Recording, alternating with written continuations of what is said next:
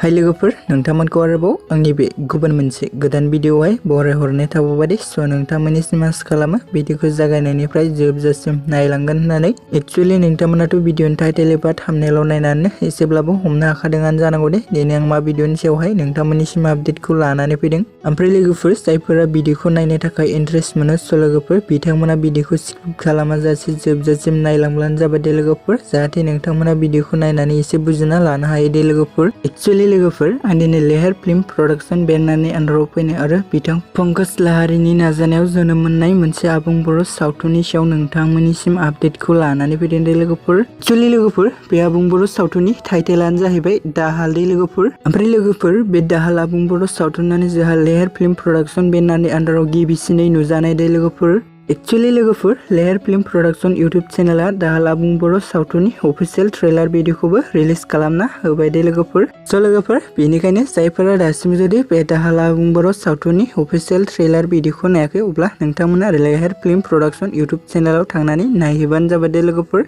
आरो लोगोफोर जायफोरा ट्रेलार भिडिअखौ नायनानै फुल भिडिअखौ नायनो थाखाय एक्साइटेड जाना दं कमेन्टनि गेजेरजों फोरमायहरबानो जाबाय दे लोगोफोर एक्चुअली लोगोफोर नोंथांमोनाथ' गोबाङानो मिन्थिखायोआनो दे बे दाहाल आबुं बर' सावथुननि डाइरेक्शनखौ सोर खालामदों होननानै बुङोब्ला स' लोगोफोर बिथां पंकज लाहारीयानो दे लोगोफोर एक्चुअली लोगोफोर जों बे दाहाल आबुं बर' सावथुनाव गाहाय सोरनि फाव खालामनायखौ नुनो मोनदों होननानै बुङोब्ला स' लोगोफोर जों बेयाव गाहायै फाव खालामनायखौ नुनो मोनदों लिंसर हेलिना बिग्राय नेरसोन आरो मनालिसा दे लोगोफोर स' लोगोफोर जों बे दाहाल आबुं बर' सावथुनाव बर'फोरनि गोजाम आरो गोदान आर्टिस्टफोरनि जों गोबां फाव खालामनायखौबो नुनो मोनबावदों दे लोगोफोर स' लोगोफोर जायफोरा दासिम जुदि बे दाहाल आबुं बर' सावथुननि अफिशियेल ट्रेलार भिडिअखौ नायाखै अब्ला नोंथांमोना थाबैनो नायहैबानो जाबाय दे लोगोफोर